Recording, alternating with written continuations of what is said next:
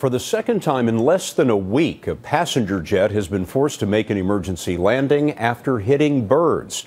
Last night, a JetBlue flight took off from Westchester County, New York, bound for West Palm Beach, Florida, when it collided with at least two Canada geese. The birds hit the windshield, blocking the pilot's view. JetBlue 571, contact New York departure 120.8. JetBlue 571, we got to come back. We hit two big geese. JetBlue 571, roger, and standby. The plane returned to the airport. None of the 58 people on board was hurt. Last Thursday, a flock of birds damaged the engine of a Los Angeles-bound Delta flight after takeoff from New York's Kennedy Airport. And that same day, Vice President Biden's plane hit birds during a landing in California. Over the past 2 decades, bird strikes have increased from nearly 1,800 a year to more than 9,600. We have our own resident expert on bird strikes. In 2009, Captain Chesley Sullenberger landed his U.S. Airways flight on the Hudson River after birds knocked out both of his engines. Now he's our aviation and safety expert. Sully, why have the number of bird strikes increased so dramatically?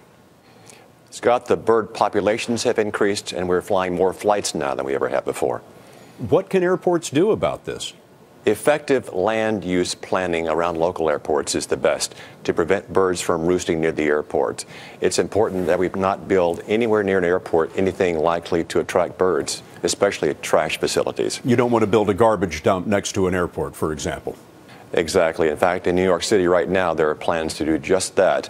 And it's a terrible idea to build something there that's likely to attract birds. Seagull magnets, you might call them. You know, I wonder how much does pilot training have to do with bringing the plane back successfully?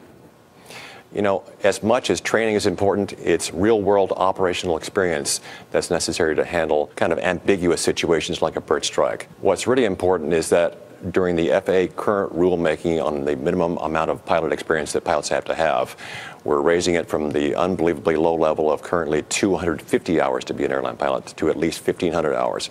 But there's great industry pressure to water it down. The FAA wants to increase the number of flight hours to qualify to be an airline pilot from 250 hours to 1,500 hours. I wonder, how many hours did you and your flight officer have when you landed that airplane in the Hudson? Together, we had over 75 years of flying experience and 40,000 hours in the air.